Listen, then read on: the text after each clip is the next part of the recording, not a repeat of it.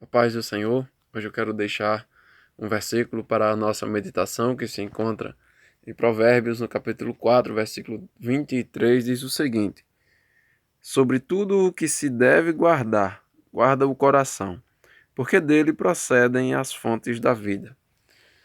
É claro que o que esse versículo ele está passando para nós é que devemos guardar o coração sobre tudo o que se deve guardar. Mas é interessante a gente observar, a gente entender que existem outras coisas que precisam também ser guardadas. O nosso pé, ele precisa ser guardado. A palavra ensina lá em Eclesiastes 5 e o versículo 1, a primeira parte, que nós devemos guardar o pé quando entrarmos na casa de Deus. Então nós devemos guardar o pé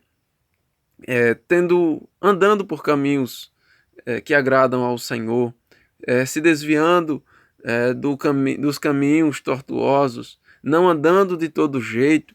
Então nós precisamos andar em um caminho reto, em um caminho que agrade a Deus. Precisamos andar em um caminho de obediência. Mas também nós precisamos guardar as nossas mãos.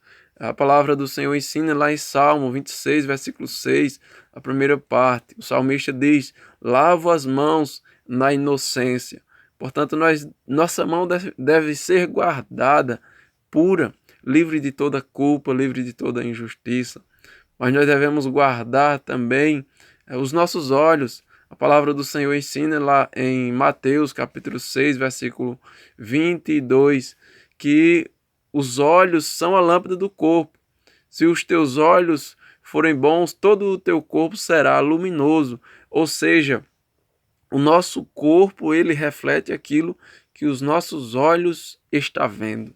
E se os nossos olhos eles estiverem olhando para coisas ruins, para coisas impuras, para coisas imorais, o nosso corpo estará em escuridão.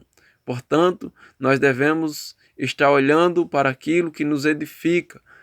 O escritor aos Hebreus, ele ensina no capítulo 12, versículo de número 2, a primeira parte, que olhando atentamente para o autor e consumador da nossa fé, Jesus. Então os nossos olhos devem estar atentamente olhando para o Senhor Jesus, para que todo o nosso corpo esteja iluminado. E nós devemos guardar também os nossos ouvidos, para que não estejam ouvindo músicas mundanas, músicas imorais, músicas que exaltam a prostituição. Nós não podemos estar ouvindo coisas, fofocas, não podemos estar dando ouvidos para coisas que venham danificar a nossa fé e a nossa vida espiritual. Nós devemos guardar os nossos ouvidos para que possam estar ouvindo a voz de Deus, para que possam ouvir a palavra do Senhor, para que possam ouvir coisas que venham ajudar no nosso crescimento espiritual. Mas nós devemos guardar também a nossa boca, para que não estejamos falando palavras torpes, para que não estejamos ofendendo as pessoas com as nossas palavras.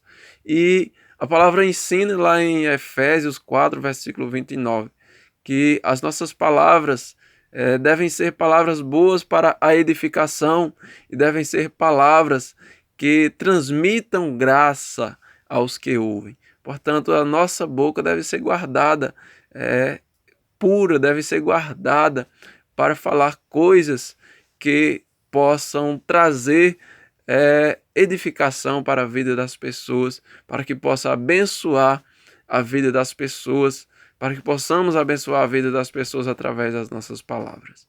E também nós precisamos guardar a nossa mente. Filipenses 4:8 nos ensina que tudo que for respeitável, tudo que for amável, tudo que for puro, de boa fama, se alguma virtude há e se algum louvor existe, que seja isso que ocupe o nosso pensamento. Então a nossa mente deve ser também guardada para o Senhor, guardada pura, guardada santa. E, claro, o nosso coração. Nosso coração precisa sobre tudo o que se deve guardar, nós devemos guardar o coração, porque é dele que procedem as fontes da vida. A boca fala daquilo que o coração está cheio, e se o coração está cheio de coisas ruins, nós iríamos falar de coisas ruins e a nossa vida iria refletir aquilo que estaria em nosso coração, as coisas ruins, as maldades, mas que o nosso coração esteja cheio de coisas boas, cheio de amor, cheio de perdão, cheio de misericórdia, que o nosso coração esteja cheio de Deus, para que nós possamos falar daquilo que o nosso coração está cheio e que a nossa vida venha refletir aquilo que está cheio o nosso coração e que o nosso coração esteja guardado para Deus. Mas Paulo ele ensina que os membros do nosso corpo, que não sejam membros, instrumentos para o pecado, mas que os membros do nosso corpo sejam instrumentos de justiça, ou seja, que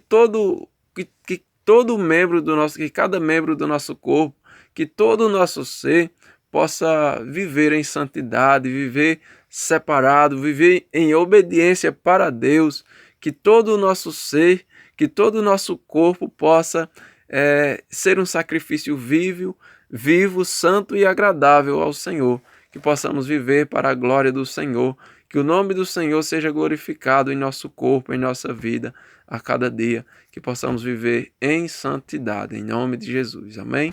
Guarde todo o seu corpo, guardemos todo o nosso corpo para Deus em obediência, amém?